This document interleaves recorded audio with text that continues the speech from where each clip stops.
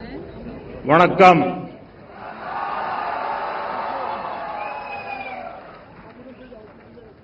இனிய பொங்கல்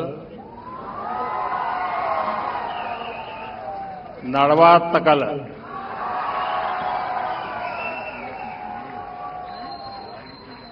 आज पोंगल एक ग्लोबल फेस्टिवल बन चुका है. दुनिया भर में तमिल समुदाय और तमिल संस्कृति से प्रेम करने वाले लोग इसे उत्साह के साथ मनाते हैं. उसमें मैं भी एक हूं.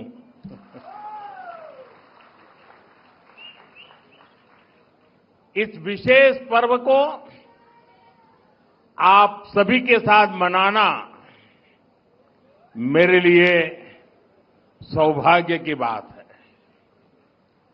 हमारे तमिल जीवन में पोंगल एक सुखद अनुभूति की तरह है. इसमें अन्नदाता की मेहनत, धरती और सूर्य के प्रति आभार का भाव है. साथ ही ये पर्व हमें प्रकृति, परिवार और समाज में संतुलन बनाने का रास्ता दिखाता है. इस समय देश के अलग अलग हिस्सों में लोहड़ी, मकर संक्रांति, माघ बिहू और अन्य त्योहारों की भी उमंग है. मैं भारत और दुनिया भर में रहने वाले सभी तमिल भाई बहनों को पोंगल की और सभी पर्वों की बहुत बहुत शुभकामनाएं देता हूं. साथियों, वैसे मेरे लिए ये भी बहुत सुखद रहा है कि पिछले वर्ष मुझे तमिल संस्कृति से जुड़े कई कार्यक्रमों में शामिल होने का अवसर मिला. मैंने तमिलनाडु में 1000 साल पुराने गंगईकोंडा चोलापुरम मंदिर में पूजा की.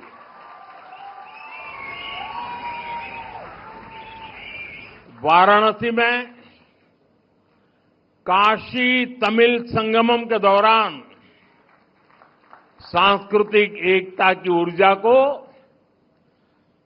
पल पल उसके साथ जहां भी रहा मैं जुड़ा रहा. मैंने उसे महसूस किया. जब मैं पंबन ब्रिज के लोकार्पण के लिए रामेश्वरम गया था तो तमिल इतिहास की महानता का फिर एक बार साक्षी बना था. हमारी तमिल संस्कृति पूरे भारत की साझी विरासत है. इतना ही नहीं, पूरी मानवता की ये साझी विरासत है. मैं एक भारत श्रेष्ठ भारत की जिस भावना की बात करता हूं उसे पोंगल जैसे पर्व और सशक्त बनाते हैं. साथियों, दुनिया की लगभग सभी सभ्यताओं में फसलों से जुड़ा कोई न कोई उत्सव मनाया जाता है. तमिल संस्कृति में किसान को जीवन का आधार माना गया है.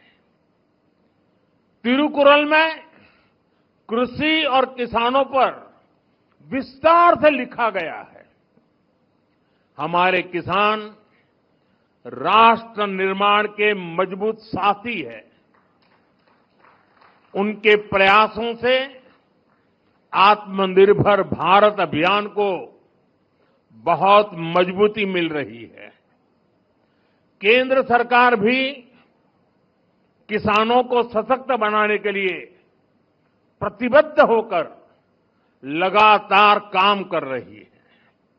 साथियों, पोंगल का त्योहार हमें प्रेरित करता है कि प्रकृति के प्रति आभार केवल शब्दों तक सीमित न रहे, उसे हम जीवन शैली का हिस्सा बनाएं।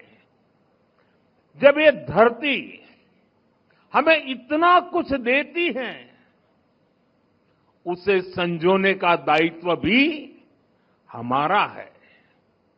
अगली पीढ़ी के लिए मिट्टी को स्वस्थ रखना, पानी को बचाना और संसाधनों का संतुलित उपयोग करना सबसे जरूरी है। मिशन लाइफ, एक पेड़ मां के नाम, अमृत सरोवर जैसे हमारा अभियान इसी भावना को आगे बढ़ाते हैं। हम खेती को अधिक सस्टेनेबल और पर्यावरण के अनुकूल बनाने के लिए निरंतर काम कर रहे हैं। आने वाले समय में सस्टेनेबल खेती के तरीके, वाटर मैनेजमेंट, मैं तो लगातार कहता रहा हूं, पर drop more crop, natural farming, agritech और वैल्यू एडिशन की भूमिका बेहद महत्वपूर्ण है। इन सभी क्षेत्रों में हमारे युवा नई सोच के साथ आगे बढ़ रहे हैं। कुछ ही महीने पहले मैं तमिलनाडु में नेचुरल फार्मिंग से जुड़े एक सम्मेलन में शामिल हुआ था, जहां मैंने देखा कि हमारे तमिल युवा कितना बेहतरीन काम कर रहे हैं। यानी प्रोफेशनल लाइफ की बड़ी बड़ी चीजें छोड़ करके वो खेत में काम कर रहे हुए मुझे मिले। मैं खेती से जुड़े अपने युवा तमिल मित्रों से आग्रह करता हूं कि वे सस्टेनेबल खेती में क्रांति लाने के इस अभियान का और विस्तार करें। हमारा लक्ष्य ये होना चाहिए कि हमारी थाली भी भरी रहे, हमारी जेब भी भरी रहे और हमारी धरती भी सुरक्षित रहे। साथियों, तमिल संस्कृति दुनिया की सबसे प्राचीन जीवित सभ्यताओं में से एक है। तमिल संस्कृति सदियों को जोड़ती है। वो इतिहास से सीखकर वर्तमान को आगे का रास्ता दिखाती है।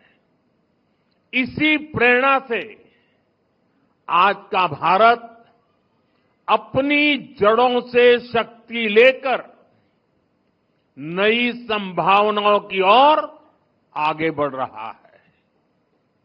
आज पोंगल के इस पावन अवसर पर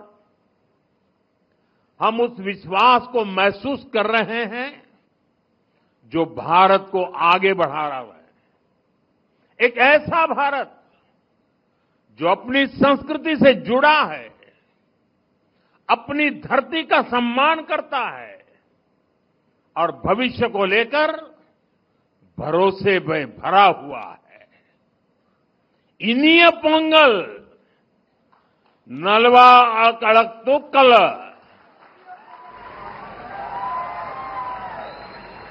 वाळगा तमिल, वळगा भारतम।